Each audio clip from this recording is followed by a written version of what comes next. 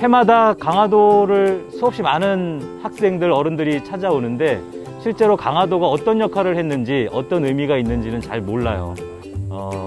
전등사에 대해서, 그리고 오후에는 광성보에 대해서 같이 공부를 해보도록 할게요. 제가 주먹도끼 비슷한 걸 찾았습니다. 아, 그래요? 이거 비슷하잖아요? 글쎄. 약간 느낌 있는데. 우리나라에서는 어디 가도 무슨 승전비라고 하는 비석을 많이 만나요. 네. 승전비가 무슨 뜻일까? 예, 이긴 기록을 이렇게 적어 놓는 거죠. 그렇죠? 전쟁이라고 하는 것은 지면 안 되지만 만약에 이긴다는 것을 전제로 하면 해도 되는 거, 이렇게 생각을 할 것 같아요. 예. 근데 생각해보면 전쟁이라고 하는 거는 이기고 지고를 떠나서 가급적 절대로 있어서는 안 되는 인간들의 행위가 전쟁이라고 생각하거든요.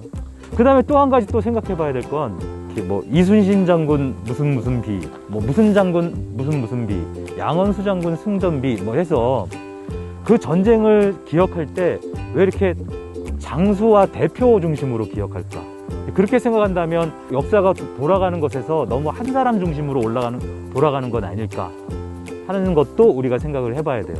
그렇게 생각해 본다면 역사를 움직이는 힘은 어느 한 사람, 힘 있는 한 사람이 아니라 양원수 장군의 힘뿐만이 아니다고 생각을 여러분들이 만약에 하면, 역사를 움직이는 힘은 장수뿐만 아니라 거기에 참여하는 많은 사람들이 있는 거잖아요. 그러면 반면에 그걸 똑같이 생각하면 여러분도 역사를 움직이는 하나의 주체가 될 수 있는 거죠. 그렇죠? 그러니까 여러분들이 아까 평화를 더 원했다면, 승전의 방식으로 역사를 기억하지 않으려면 여러분 한 사람 한 사람이 역사를 움직이는 주체다라고 하는 생각을 가져야 된다고 저는 생각을 해요. 전쟁이란 서로가 얻고자 하는 두 욕심의 대립인 것 같습니다. 왜냐하면 서로 욕심이 있으니까 서로 원하는 게 같아지면 우리는 싸울 수밖에 없게 되죠. 그러기 위해서 저희는 평화가 필요하다고 생각하고요. 이 전쟁을 해결하기 위해서 앞으로도 노력해야 될 과제가 많다고 생각됩니다. 감사합니다.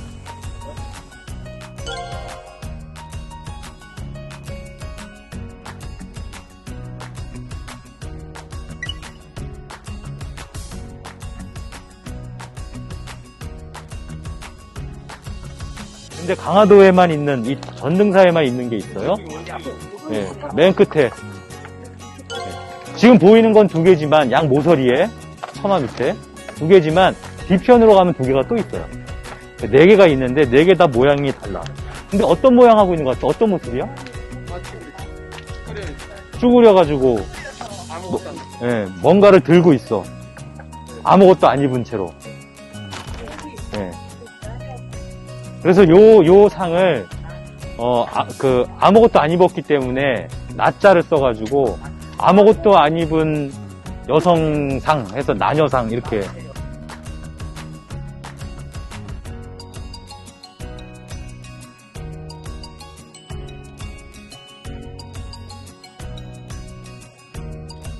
이 기둥에 보면 사람 이름들이 쓰여 있어요. 이 이름들이 이 전쟁에 참여했던 사람들의 이름이에요. 여러분들이 꼭 생각을 한번 해보세요.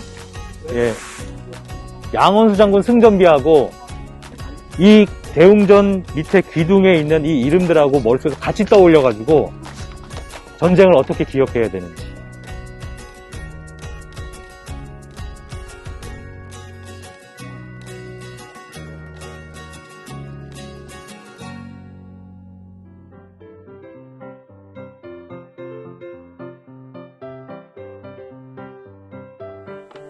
아시아 태평양 전쟁 막바지에 가면 어떤 일이 생기냐면 이제 자원이 부족해지는 거예요. 일본이 전쟁 영역을 확대했기 때문에. 그래서 이제 당시 식민지였던 조선의 모든 것을 자원으로 보기 시작해요. 그래서 사람도 자원으로 뽑기 때문에 징용, 징병, 그다음 위험부 할머니 이런 게 더 거세어진 시기가 바로 이 시기예요. 1945년, 44년 이때. 그래서 여러분 이런 얘기 들어봤을 거야. 이 시기에 가면 집에서 먹는 숟가락, 그 다음에 그릇, 녹그릇, 이런 것도 다 뺏어갔다고. 들어본 적 있는 사람. 그걸로 뭘 만들어? 예, 무기를 만드는 거죠. 그렇죠. 그러니까 이걸 그냥 냅두지 않겠죠. 그래서 종을 뺏어가요. 전등사의 종을. 여기 이제 전쟁 말기에 여기 주지스님 입장에서 보면 이 절에서 종이라고 하는 건 뭐예요? 부처님의 말씀을 가장 멀리 알리는 도구잖아요. 근데 그게 지금 뭘로 쓰여? 전쟁. 녹여가지고 사람을 죽이는 도구로 쓰이고 있잖아요. 이걸 참을 수 없는 거죠. 스님이 이제 이걸 찾으러 다니는 거야. 그러다가 인천 부평항에 가가지고 전등사에 있던 원래 종은 못 찾고 종 하나 남아있는 걸 가지고 온 거예요. 그래서 예, 요걸 보면 이걸 보면서 중국에서 종 만드는 기술이 어떻고 아니면 우리나라 종하고 비교해봤을 때 우리나라 종이 얼만큼 아름답고 이런 느낌이 느껴지는 게 아니라 이걸 보면 뭐가 느껴져야 돼요, 여러분 머릿속에. 왜 빼앗겨요? 전쟁에 의해서. 예. 그러니까 전쟁은 한 종교의 평화도 해친다. 이렇게 우리가 볼 수가 있는 거죠. 그래서 작은 종 하나 속에서 여러분들이 무엇을 볼 거냐. 사람은 되게 다양한 각도에서 보지만 강화도에 있는 친구라면, 평화 동아리의 친구라면 평화의 관점에서 종을 해석하는 것도 필요한 일이라고 생각해요. 그 전등사에 그 쓰여진 이름들 보면서 여러 가지 생각이 들었을 건데, 그 처음에 우리가 전등사에 와서 처음 나눴던 얘기처럼 전쟁을 승전이나 이렇게 승전의 시각으로 보지 않기 위해서 전쟁에 대한 두려움 또는 전쟁을 앞두고 있는 사람들의 마음가짐, 가족에 대한 생각, 죽음에 대한 두려움, 이런 것들 한번 느껴보는 시간을 가졌습니다. 저는 강화도가 갖고 있는 문화유산 중에서 강화도만 가지고 있는 그런 장점이 있는데, 그게 역사를 평화의 시각으로도 볼 수 있는 그런 유적들이 많이 있다는 거예요. 오늘 여러분은 그 많은 유적 중에서 전등사 대웅전 기둥에 새겨진 병인양요 때 전쟁을 앞두고 전쟁을 바로 앞둔 상태의 사람들이 가족을 위해서 또는 자신의 생명을 위해서 평화를 위해서 자신의 염원을 담아서 아주 정성껏 자기 이름을 써놨던 기둥의 모습을 살펴본 것 같아요. 늘 이곳에 올 때마다 양원수 장군 승전비만 보는 게 아니라 전등사 대웅전 기둥에 새겨진 이름 모를 사람들의 이름도 기억하면서 평화에 대한 마음을 기억해 주기를 바랍니다.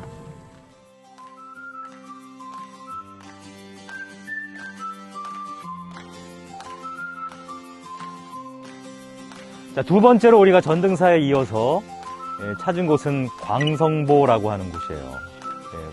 지금 여러분이 있는 이곳이 광성보는 아닌데 조금 광성보를 이해하는 데 도움이 될까 하고 생각이 들어서 이곳에 왔어요.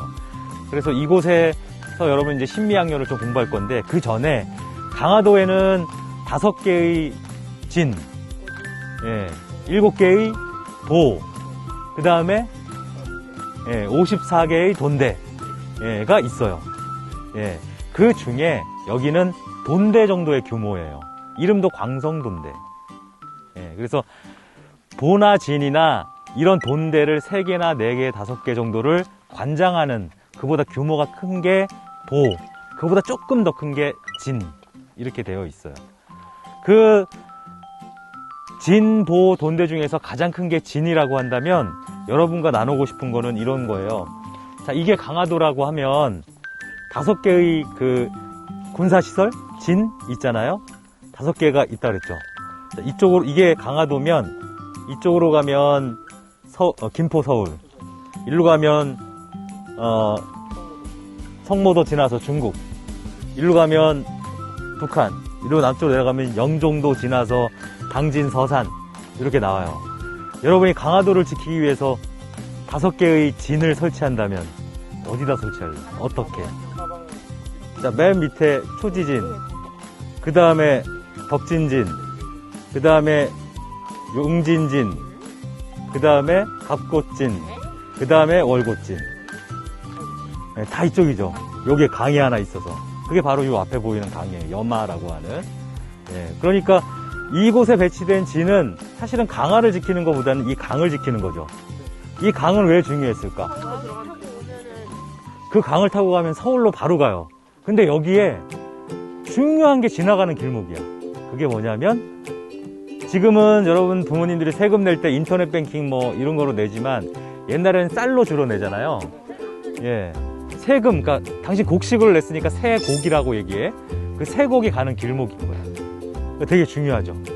예. 그래서 이 지역을 되게 중요하게 생각했기 때문에 뭐 프랑스 군대나 일본 군대나 아니면 미국 군대나 다 서울로 들어가기 전에 이 강화도 초입에서 먼저 강화도의 대포부터 쏘고, 예, 그 소위 접근이 시작이 되는 거예요. 그랬을 때 우리는 어떤 식으로 방어했을까 해서 조선의 무기 체계를 좀 보면 여러분 눈앞에 보이는 이런 것들이 우리의 무기였어요. 이곳은 이 정도 규모로 운영되는 광성 돈대, 광성 그 아까 진보 돈대 할 때 돈대를 의미하는 거예요. 이거보다 이제 조금 더 큰 광성보를 만나러 가겠습니다. 됐죠? 자, 갑시다.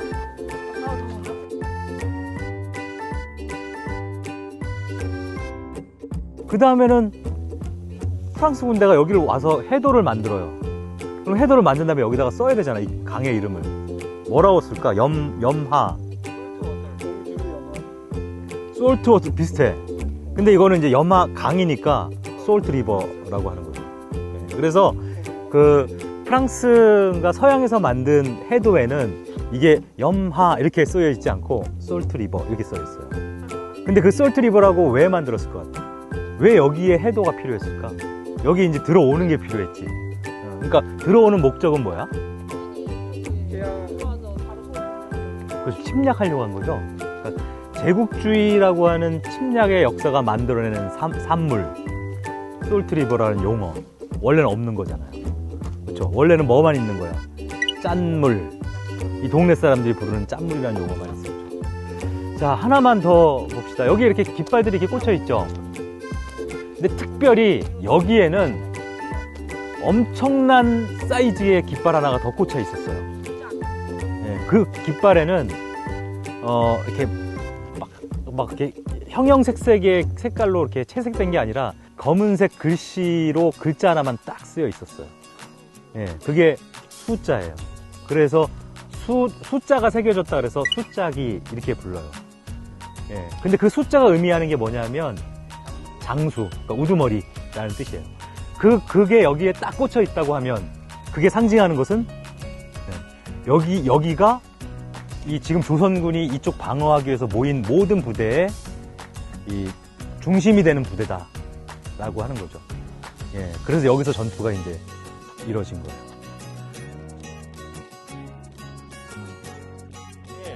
여기에서 돌아가신 분 중에 이 부대를 이끌었던 어재윤, 어재현, 그 다음에 어재순 형제가 있고요.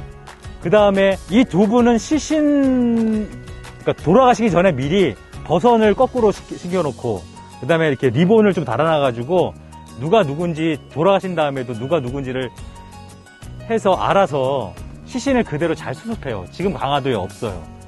예.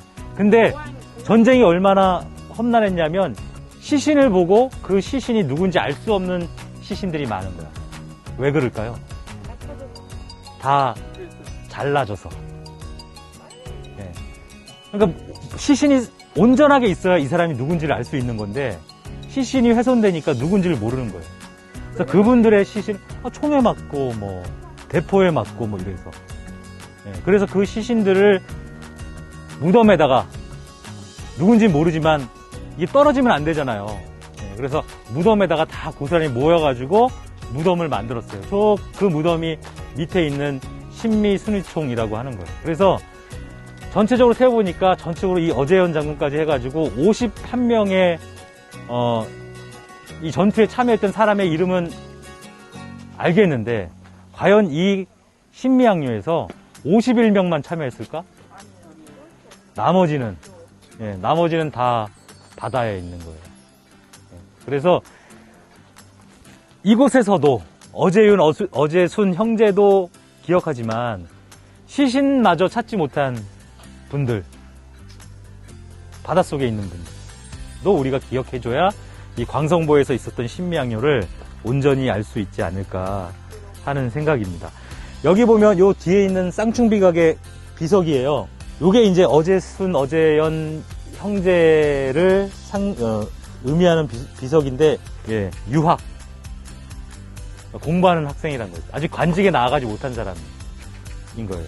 여기는 진무중군이라고 하죠. 그러니까 이 부대의 대대장 정도 되는 위치에 있는 사람이에요. 그러니까 어제연은 관리고 무관이고, 어제수는 무관이 아니라 그냥 형을 따라서 이 전쟁에 참여한 동생이에요. 예.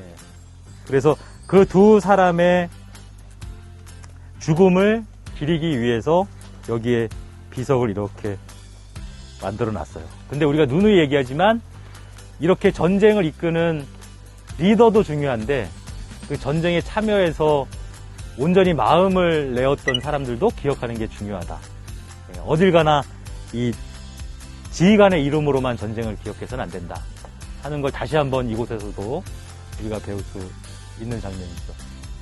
그러면 실제로 그 전투가 치열하게 있었던 그 공간으로 또 가볼게요.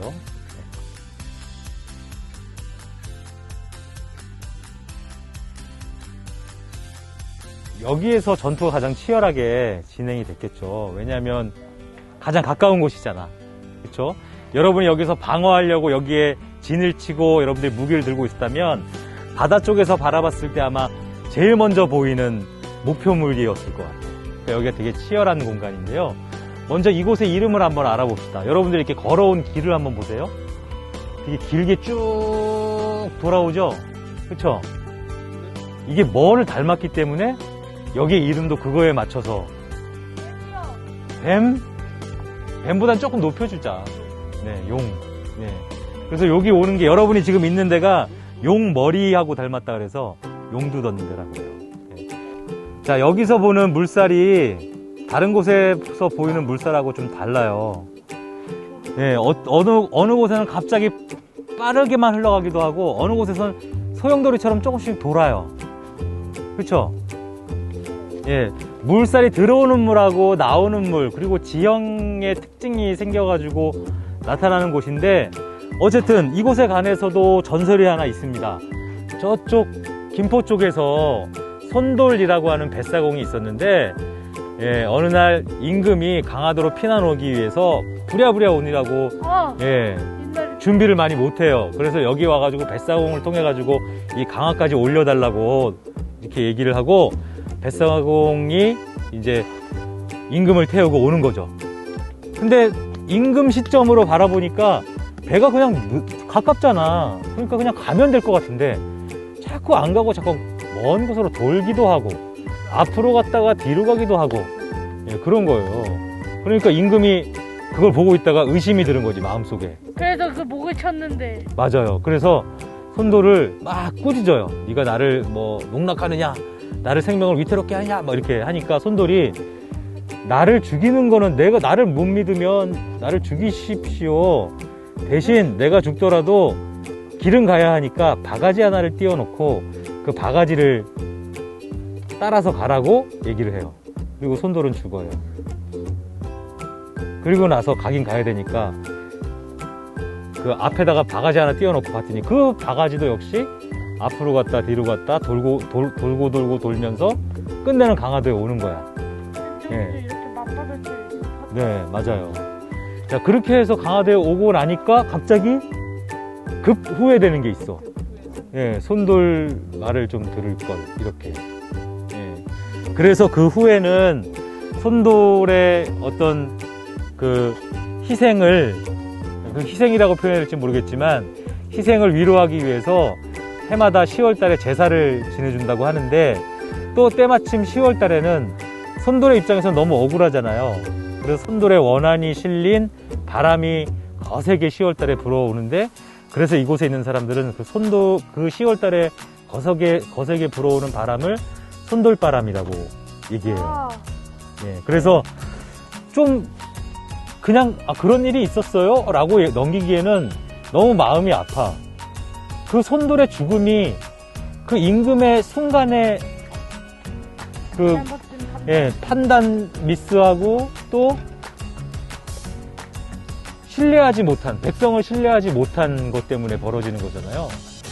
역사는 그냥 그렇게 기록하고 있지만 손돌의 입장에서 오히려 그 기록은 문자로 기록되는 역사의 기록보다 10월이면 거세게 불어닥치는 바람이 더 역사를 잘 기록하는 거라고 나는 생각이 들어요. 그런 곳이 이곳입니다. 그러니까 이곳에서 손돌도 생각하고 또 1871년인가요? 신미양요 있었을 때 그 치열함도 한번 생각해보고 그러면서 동시에 두 전쟁 속에서 가장 피해를 많이 보는 사람이 누구인가를 생각해보세요. 왕이요? 아니요? 네. 잘 사는 사람들이요? 많이 배운 사람들이요? 네. 평범한 사람들이 가장 많은 피해를 봐요. 그러니까 평범한 사람의 입장에서 전쟁을 바라봤을 때 우리 어떻게 봐야 될까? 전쟁은 있어서는 안 될 것. 이렇게 생각하는 게 좋을 것 같습니다. 이곳에 오면, 10월달도 얼마 안 남았지만, 손돌의 죽음에 대해서 단순한 죽음으로 생각되지 않아요. 좀, 손돌의 입장에서 보면 너무, 누군가는 달래줘야 될 것 같은 억울함도 있을 거고요. 자, 어쨌든, 여러분 이제 마지막 활동으로 손돌에게 혹시 위로해 줄 말이 있는지 아니면 그때 그 임금에게 여러분이 한번 충고해 주고 싶은 말이 있는지 두 가지 중에 하나를 스케치북에 적어서 마지막으로 마지막 피나레를 장식할 발표자를 정해서 발표를 듣는 것으로 오늘의 역사기행, 평화기행을 마치도록 하겠습니다.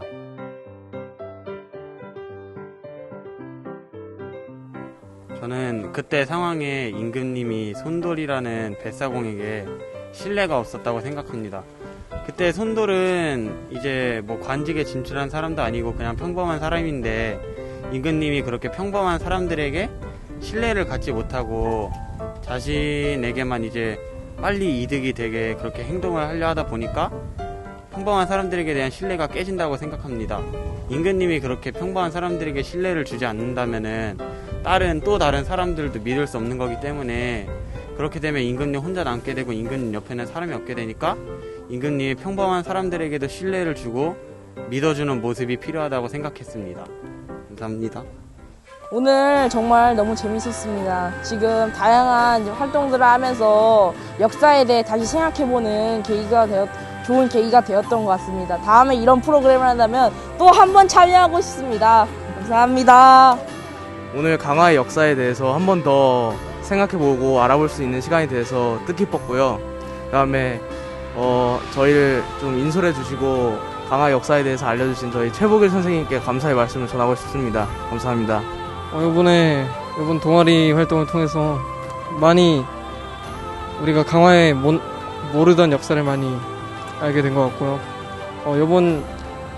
이번 영상이 많이 부응해서 강화에 사는 강화의 역사를 모르는 사람도 이 영상을 참고해서 많은 역사를 알아냈으면 좋겠네요. 감사합니다. 많은 새로운 사실을 알게 됐고 그냥 강화에 대해서 더 자세히 알게 된 것 같아서 굉장히 의미 있었던 활동이라고 생각합니다. 다음에 이런 활동을 또 하면 다시 한번 참석해보고 싶은 마음이 듭니다. 감사합니다.